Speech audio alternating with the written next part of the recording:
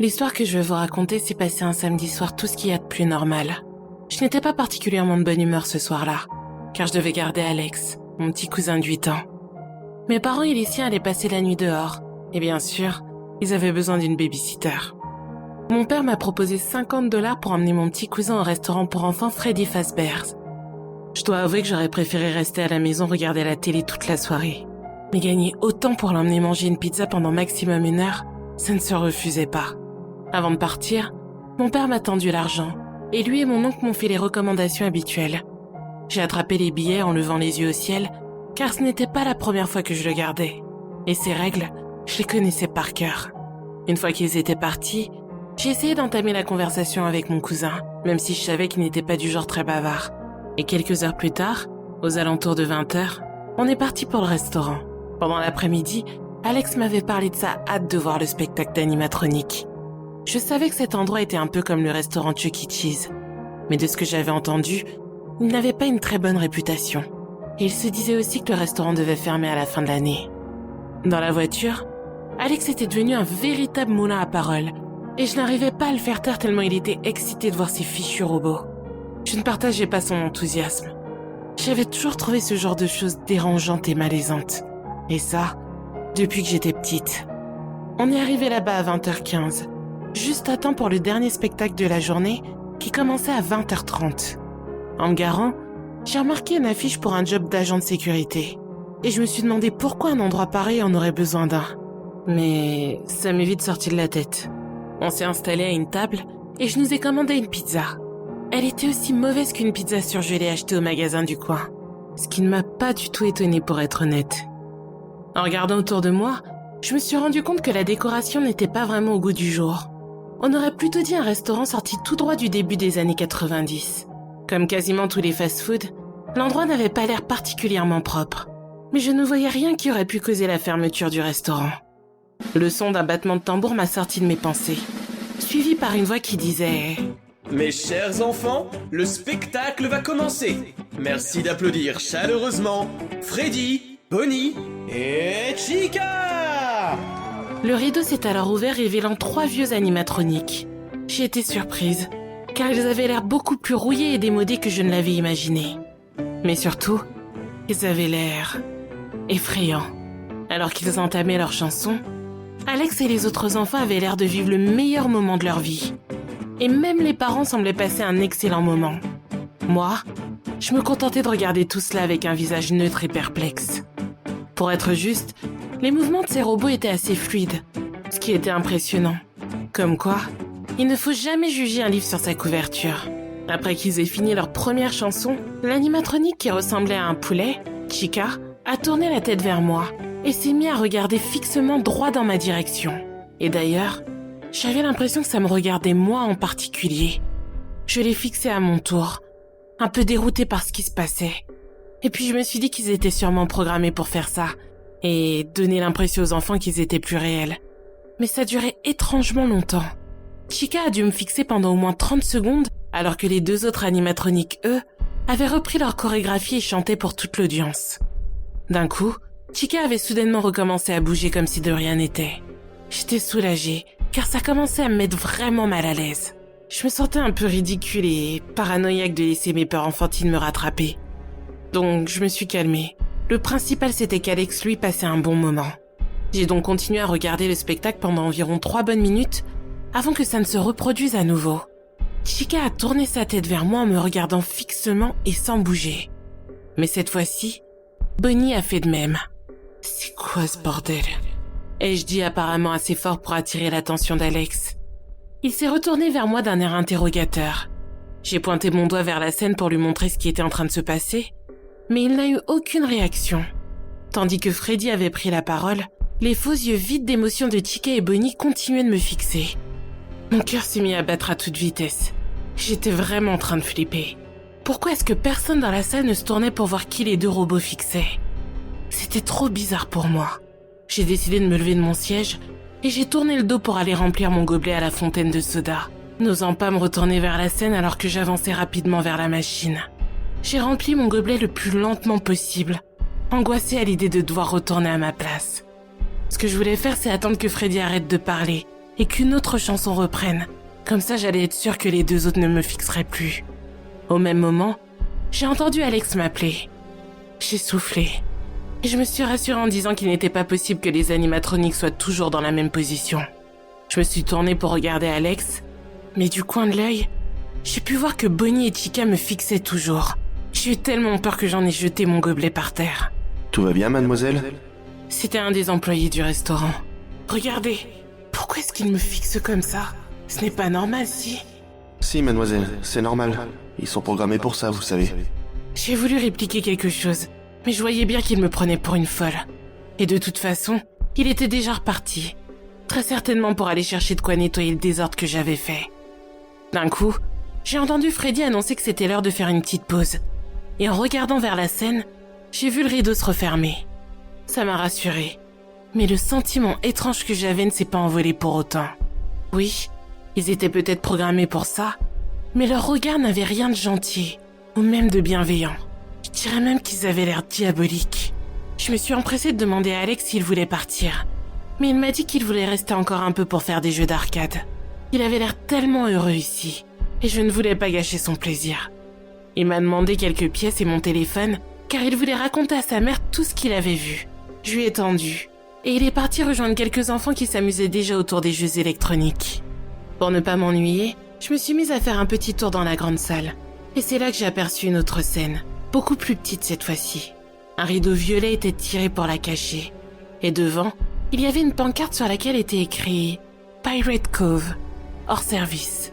Au même moment, l'employé que j'avais vu auparavant est passé à côté de moi. Désolée de vous déranger de nouveau, mais... pourquoi est-ce que cette scène est hors service? Il a eu l'air un peu gêné, mais il a fini par me répondre. Ah, ça. Eh bien, vous savez, disons qu'il y a eu un petit accident, il y a plusieurs années de ça. En 1987, je crois. Foxy, l'animatronique de cette partie, a eu un dysfonctionnement et un enfant a été gravement blessé. C'était horrible, car la mâchoire de Foxy s'est refermée sur la tête d'un des enfants et son lobe frontal a été... comment dire... arraché. Depuis, vous imaginez bien qu'on a dû fermer cette partie. J'étais tellement choquée que je n'ai même pas répondu. Comment est-ce que cet endroit pouvait être encore ouvert après une chose pareille? Et surtout, pourquoi est-ce que des parents trouvaient ça judicieux de tout de même emmener leurs enfants manger là? J'avais envie de partir le plus vite possible et de ne jamais remettre les pieds dans cet endroit. Mais en même temps, si je forçais Alex à partir alors qu'il passait un si bon moment, j'étais persuadée que mon père m'aurait obligée à lui redonner l'argent qu'il m'avait donné. Alors je suis retournée m'asseoir à la table, des dizaines de questions en tête. J'avais hâte que le spectacle se finisse et qu'on puisse enfin rentrer. Après quelques minutes, le rideau s'est ouvert à nouveau. La plupart des enfants qui étaient partis au jeu d'arcade ne sont pas revenus. Et à ma grande surprise, Alex non plus. Je sais que j'aurais dû aller le rejoindre et m'éloigner le plus possible de cette scène. Mais malgré la peur, j'étais quand même curieuse. Curieuse de savoir si ces choses allaient recommencer à me fixer avec leurs yeux horribles en plastique. Bonnie, Chica et Freddy se sont mis à faire des blagues et à interagir avec le peu d'enfants qu'il restait devant la scène. Même ça, c'était étrange. Dans les autres restaurants de ce genre, les animatroniques étaient fixés au sol. Et seuls leurs torses, leurs bras et leurs jambes bougeaient librement. Mais ici, c'était différent. Les robots n'avaient aucun mal à se déplacer d'un côté à l'autre de la scène. Ils ont ensuite enchaîné les chansons et je m'attendais à tout moment à ce qu'ils recommencent leur petit manège, en me regardant de nouveau. Mais rien. Je ne savais plus quoi ressentir. Bien sûr, c'était rassurant, mais en même temps, j'avais l'impression d'avoir réagi de façon disproportionnée. Est-ce que je perdais la tête? La dernière chanson s'est terminée rapidement, et les 3 animatroniques ont fait leurs adieux. Cependant, le rideau ne s'est pas refermé cette fois-ci. Il était presque 21h à ce moment-là, et le restaurant était sur le point de fermer. La grande majorité des parents et des enfants se dirigeaient vers la sortie. Et après être revenu près de moi, Alex m'a dit qu'il avait besoin d'aller aux toilettes. Malheureusement, les toilettes pour hommes étaient fermées, alors j'ai demandé à une employée s'il y en avait d'autres. Et elle m'a montré du doigt les toilettes pour les employés qui se trouvaient juste un peu plus loin. Tandis qu'Alex courait dans la direction qu'elle nous avait indiquée, j'ai entendu une annonce dans le micro qui annonçait que le restaurant était maintenant fermé. Après qu'Alex ait fermé la porte, je me suis retrouvée debout seule dans la grande pièce. J'ai commencé à regarder autour de moi, et mon cœur n'a fait qu'un bond. Comme vous pouvez le deviner, j'étais de nouveau dévisagée. Mais cette fois-ci, Freddy s'était joint aux 2 autres robots. J'étais tellement terrorisée que je n'arrivais même pas à crier ou à appeler un des employés. Il fallait que je me tire de là au plus vite.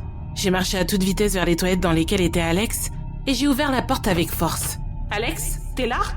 Je n'ai reçu aucune réponse et je me suis baissée sous chacune des portes de cabine pour savoir où il était. Soulagée, j'ai fini par apercevoir ses chaussures sous l'une d'entre elles. J'ai attendu pendant 5 bonnes minutes avant de lui reparler. Je voulais pas qu'il se sente obligé de se presser. « Alex, t'as bientôt fini ? Le restaurant est déjà fermé et les employés ont besoin de rentrer chez eux. » Mais je n'ai encore une fois eu aucune réponse. J'ai avancé jusqu'à la cabine et j'ai frappé. Avec horreur, j'ai vu la porte s'entrouvrir et révéler uniquement les chaussures d'Alex sur le sol. Il n'était pas dedans. Le bruit que j'ai entendu ensuite m'a glacé le sang. Ça venait de l'extérieur des toilettes des employés. On aurait dit une sorte de grosse porte rouillée qui venait de claquer. J'ai couru hors des toilettes et c'est là que j'ai remarqué que le reste du restaurant était plongé dans la pénombre, uniquement éclairé par quelques faibles lumières provenant des machines. J'ai avancé tant bien que mal vers la réception, si on pouvait l'appeler comme ça. J'ai crié le nom d'Alex et demandé de l'aide à quiconque serait susceptible de m'entendre. Mais je n'ai eu aucune réponse. C'était impossible. Quel genre de commerce fermait aussi rapidement en sachant que 2 clients étaient toujours à l'intérieur? Et en plus, il n'était qu'environ 21h10. Je me suis dirigée rapidement vers la sortie en me disant qu'Alex m'attendait certainement dehors. Et là, j'ai vu que j'étais bel et bien enfermée dans cet endroit sordide. Une énorme porte de métal bouchait la sortie. Pourquoi est-ce qu'un restaurant pour enfants avait besoin d'une telle sécurité? Est-ce qu'ils essayaient vraiment d'empêcher des gens de rentrer? Ou est-ce qu'au contraire, ils voulaient empêcher quelque chose de sortir? Je suis restée figée. Je ne savais pas quoi faire. Je m'inquiétais pour Alex, mais aussi pour moi. Il fallait que j'appelle mes parents et la police. Ou peu importe qui d'ailleurs. Alex était probablement seul et effrayé. Et moi, j'étais bloquée là-dedans. J'ai posé la main sur la poche de mon jean. Elle était vide. J'avais complètement oublié qu'Alex me l'avait demandé pour appeler sa mère. Je voulais pas y croire. Je ne pouvais pas être seule dans ce grand bâtiment. Il y avait forcément quelqu'un d'autre. Ou au moins, un téléphone duquel j'allais pouvoir appeler. J'ai couru pour explorer chaque recoin du bâtiment. Mais je n'ai trouvé qu'un seul téléphone. Et il n'avait pas de tonalité. Si Alex n'était pas si jeune, je n'aurais sûrement pas paniqué autant. Mais bon sang, qu'est-ce qui avait bien pu lui arriver? Je ne l'avais pas vu ressortir des toilettes. Et en plus, il n'avait aucune raison de partir sans ses chaussures. Et si c'était quelqu'un qui l'avait kidnappé? Ou pire, il fallait que je trouve un moyen de l'aider si jamais il était vraiment en danger. Alors que je m'imaginais les pires scénarios possibles, j'ai vu une porte que je n'avais pas remarquée auparavant. C'était une pièce réservée aux employés. En l'ouvrant, j'ai vu qu'elle était remplie de pièces d'animatronique cassées et l'odeur qui y régnait était dégoûtante. On aurait dit que quelque chose était en train de pourrir là-dedans. Et par terre, il y avait un espèce de liquide épais et gluant. Je n'ai pas eu envie de rester là plus longtemps. Et j'ai pensé qu'Alex s'était peut-être caché sous une des tables et qu'il avait trop peur pour en sortir ou pour me répondre. Alors je suis partie dans cette direction, parcourant les couloirs glauques pour revenir vers la partie publique de l'endroit. En arrivant, j'ai de nouveau appelé mon cousin, avec aussi peu de succès qu'auparavant. Et là, du coin de l'œil, j'ai remarqué que le rideau de la scène qui était fermé encore quelques minutes auparavant était maintenant grand ouvert.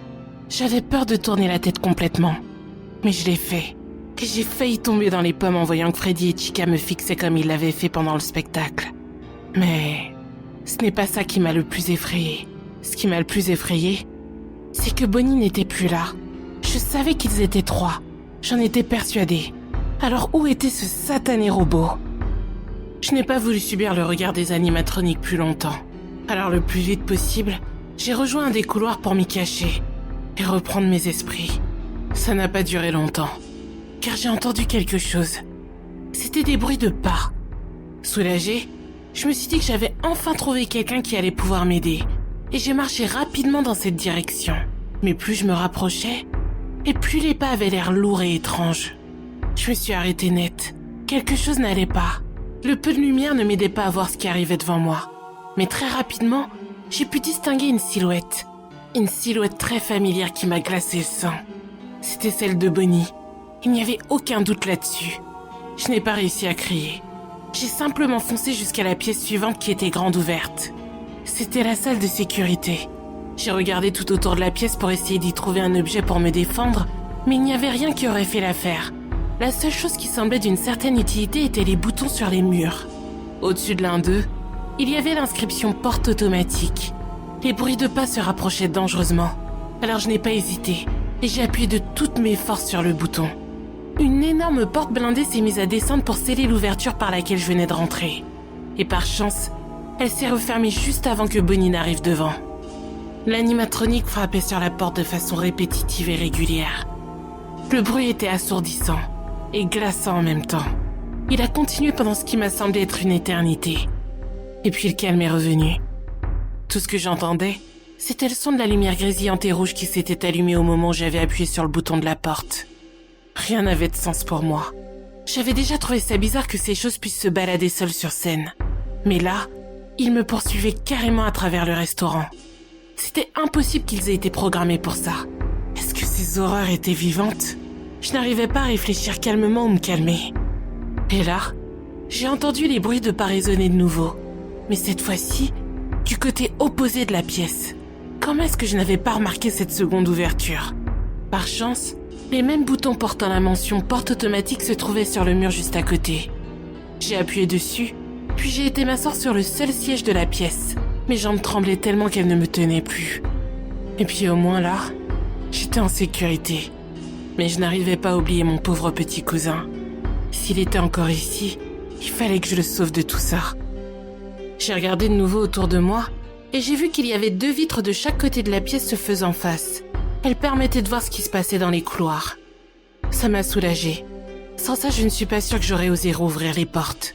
Par chance, il y avait 2 autres boutons portant l'inscription lumière juste à côté de ceux pour les portes. J'ai appuyé dessus sans être sûre si elles allaient éclairer la pièce dans laquelle je me trouvais ou les couloirs. Mais j'ai eu ma réponse bien assez tôt. De l'autre côté de la première vitre, j'ai vu Bonnie, immobile, le visage quasiment collé à la vitre. Il me regardait de ses yeux vides. J'ai immédiatement rééteint la lumière. Hors de question pour moi de subir encore une fois le regard de cette abomination. J'ai marché de l'autre côté de la pièce et j'ai activé la lumière de l'autre couloir. J'ai failli tomber à la renverse. Je ne m'attendais pas à voir ce que j'ai vu. Cette fois-ci, c'était Chica qui m'observait. Sa bouche était ouverte tellement grand que ça me semblait surnaturel. Et on pouvait voir une deuxième rangée de dents à l'intérieur de son bec. Celle-ci était plus petite et beaucoup plus pointue. J'ai rapidement rééteint la lumière et je me suis mise en boule sur la chaise. C'était un véritable cauchemar. Pourquoi ça m'arrivait à moi? Les 2 animatroniques me rappelaient leur présence en frappant constamment contre les 2 vitres. Même si elles avaient l'air épaisses, j'avais vraiment peur qu'ils ne réussissent à les briser. Je ne savais pas ce qu'ils allaient me faire si c'était le cas. Mais encore une fois, j'imaginais le pire. Même si je ne pouvais plus les voir, je savais qu'ils étaient en train de m'observer. Il m'a fallu beaucoup de courage pour me lever et essayer de trouver une solution pour sortir de cette pièce. Elle aussi était glauque. Des dessins de Foxy, Chica et Bonnie étaient tapissés sur le mur. Ils étaient tous très mal faits et représentaient des scènes étranges. Mais je n'avais pas le temps de m'attarder dessus. J'ai fouillé dans le bureau et j'ai été heureuse de trouver une lampe torche. Puis, j'ai décidé d'essayer d'allumer les écrans du système de sécurité. J'ai fini par réussir et tous les écrans se sont allumés en même temps. Ils semblaient donner sur tout le bâtiment.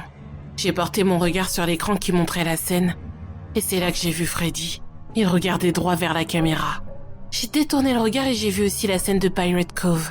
Son rideau aussi était ouvert. Et derrière, il y avait un vieux robot d'un renard déguisé en pirate. Pourtant, j'étais persuadée que l'employé m'avait dit qu'il n'utilisait plus du tout cet endroit depuis l'accident. Foxy ou peu importe comment cette chose s'appelait, était immobile lui aussi, face à la caméra.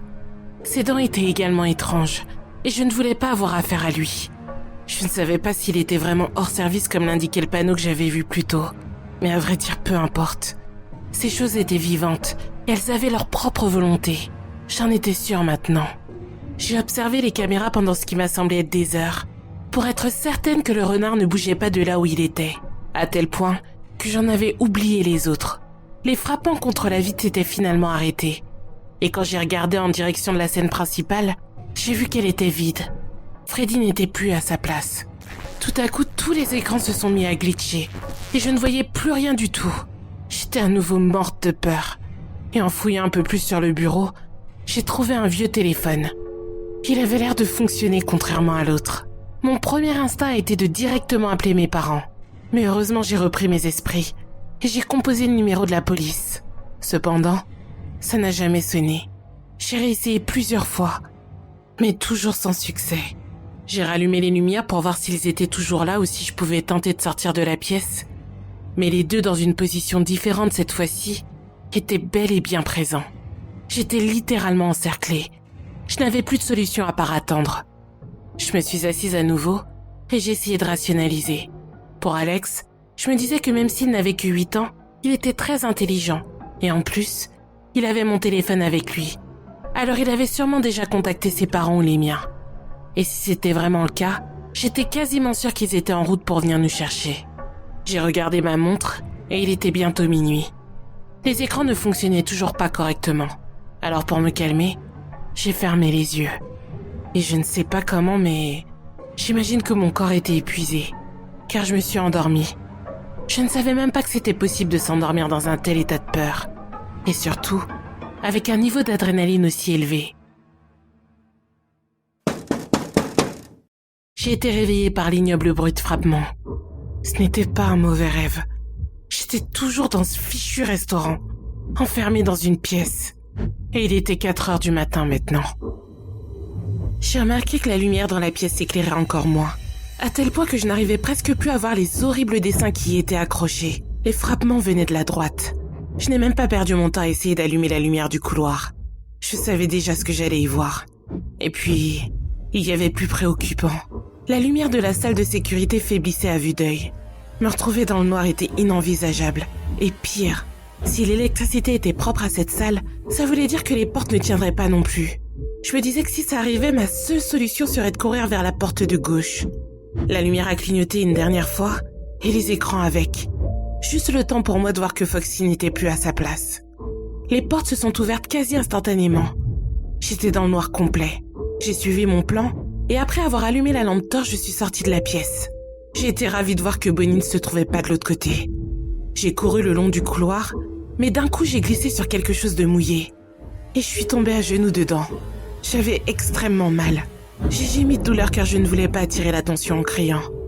J'ai dirigé la lampe torche pour voir ce qui m'avait fait glisser. Et sans aucun doute, c'était du sang. J'étais étalée dans une énorme flaque de sang. J'ai failli vomir en me disant que c'était celui d'Alex. Et j'ai senti des larmes inonder mes joues instantanément. J'ai essayé de me relever, mais mes genoux me faisaient bien trop mal. Alors j'ai rampé sur le sol, le corps couvert de la substance gluante. Je ne savais même plus dans quelle direction aller. Ils allaient m'attraper. C'était certain. En entendant des pas rapides avancer vers moi, l'adrénaline m'a fait réagir. Et j'ai vu qu'il y avait une nouvelle porte juste à côté de moi. J'ai éteint la lampe torche et j'ai ouvert et refermé la porte le plus doucement possible. Je me moquais de ce qu'il y avait derrière. Je voulais juste sortir de ce couloir. Alors que j'attendais silencieusement, j'ai entendu les pas se rapprocher de la porte derrière laquelle je me cachais. Et s'arrêter. J'ai mis ma main sur ma bouche pour étouffer ma respiration haletante et j'ai collé mon dos contre la porte, juste au cas où la chose qui me poursuivait essayait de rentrer. Il s'est passé une dizaine de secondes d'agonie avant que les pas ne repartent dans la direction opposée. J'ai tout de même attendu quelques minutes avant de rallumer la lampe torche. Cette fois-ci, j'étais dans une sorte de garde-manger. Sans réel espoir, j'ai essayé de trouver encore une fois de quoi me défendre. Et par miracle, sous une des étagères, j'ai vu un pied de biche en dépassé. C'était parfait pour essayer de casser une de ces machines. J'ai éteint la lampe et j'ai ouvert la porte délicatement. Puis j'ai rampé à l'extérieur. Mes genoux me faisaient moins mal, mais je ne voulais pas prendre le risque d'essayer de mettre tout mon poids dessus. J'ai rampé le plus vite possible, me cognant par moments. Je sentais mes avant-bras se coller et se décoller dans un bruit de succion à chaque mouvement. Et je n'ai pas cherché à comprendre pourquoi. Au bout d'un des couloirs, j'ai enfin vu une chance de sortir de là. Des rayons de lune éclairaient le sol non loin de moi. Il y avait une fenêtre, et j'avais l'espoir de pouvoir la casser et réussir à me hisser à travers. J'ai rampé encore plus vite, puis je me suis arrêtée net. Des gros yeux brillants me fixaient à nouveau. J'ai pris mon courage à deux mains, et j'ai allumé la lampe torche. Et juste à côté de la fenêtre, j'ai vu Foxy planté là. Les rayons de lumière me permettaient de le voir parfaitement.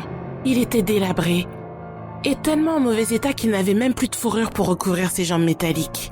Il a soudainement levé la main et s'est mis à marcher dans ma direction. Je n'avais plus le choix. Je me suis levée tant bien que mal et j'ai brandi le pied de biche au-dessus de ma tête. Je me fichais de la douleur. Je me suis mise en position prête à lui éclater la tête sans me soucier de la finalité. Quand il est arrivé près de moi, j'ai tapé et le coup violent l'a fait tomber par terre. Je n'ai pas hésité et j'ai tapé encore et encore de toutes mes forces jusqu'à ce que des bouts de métal commencent à voler tout autour de nous. Ces horribles yeux me fixaient toujours, mais cette fois-ci, j'avais l'avantage. Et j'ai aussi donné de grands coups dans ses jambes pour être sûr qu'il ne me poursuivrait plus. J'ai atteint la fenêtre et elle était assez grande pour que je me faufile à travers. La chance me souriait enfin. J'ai violemment frappé la fenêtre, mais elle n'a pas bougé. Et là, j'ai commencé à entendre d'autres pas lourds très rapides. Foxy était toujours allongé par terre, donc c'était forcément un des autres. J'ai tapé contre la vitre encore et encore, craignant à tout moment de me faire attraper. Mais la fenêtre a fini par céder. Sans attendre, j'ai retiré les derniers bouts de verre d'un coup de pied de biche. Puis j'ai sauté tant bien que mal en réussissant à faire passer plus de la moitié de mon corps. Mais ce n'était pas suffisant. J'ai senti quelque chose de froid se refermer sur ma cheville et me tirer en arrière. En me tournant, j'ai vu que c'était Freddy qui me tenait. Et Chica et Bonnie se trouvaient debout juste derrière lui. M'a dit Freddy dans une voix rauque et mécanique. J'ai levé ma jambe libre et malgré ma douleur, je lui ai donné un grand coup de pied. Ça a réussi à le pousser en arrière et ça lui a causé de desserrer l'emprise qu'il avait sur ma cheville. J'en ai profité pour tirer le reste de mon corps hors de la fenêtre et de me relever le plus vite possible. Tout ce que j'entendais en courant vers la voiture, c'était ces horribles choses me demander dans leur voix robotique de revenir m'amuser avec eux. J'ai crié le nom d'Alex de nombreuses fois sans recevoir aucune réponse avant de sauter dans ma voiture. Et j'ai fini par démarrer en trombe. En arrivant chez moi, j'ai appelé directement la police pour leur demander de venir immédiatement. Puis, mes parents. Ma mère a décroché au bout de la 3e fois. Jennifer, pourquoi est-ce que tu appelles si tard? Qu'est-ce qui se passe? C'est Alex. Il quoi? Qu'est-ce que tu racontes? Qu'est-ce qu'il a? J'arrive. Elle n'a même pas attendu ma réponse et a raccroché.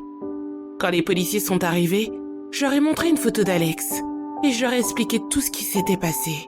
Sa disparition, les animatroniques, la flaque de sang, vraiment tout. J'essayais de ne pas avoir l'air folle, mais ils se sont regardés comme s'ils ne croyaient pas un mot de ce que je leur disais. Ils m'ont tout de même promis qu'ils allaient y jeter un œil. Après avoir enquêté, la police n'a absolument rien trouvé de ce que je leur avais décrit. Tout était parfaitement à sa place. Même Bonnie, Freddy, Chica et Foxy. Mais le plus terrible, c'est qu'ils n'ont pas non plus retrouvé Alex. Cela fait un mois que tout cela est arrivé. Et mon oncle et ma tante pleurent toujours leur fils. Mes parents, quant à eux, ne me parlent même plus. Mais ce qui me hante vraiment, c'est de savoir le mal qui se cache dans cet endroit. Je sais de quoi ces foutus robots sont capables. Et je n'ose même pas imaginer ce qu'ils ont fait à mon pauvre cousin. Alors s'il vous plaît, quoi que vous fassiez, ne vous rendez jamais à Freddy Fazbear's.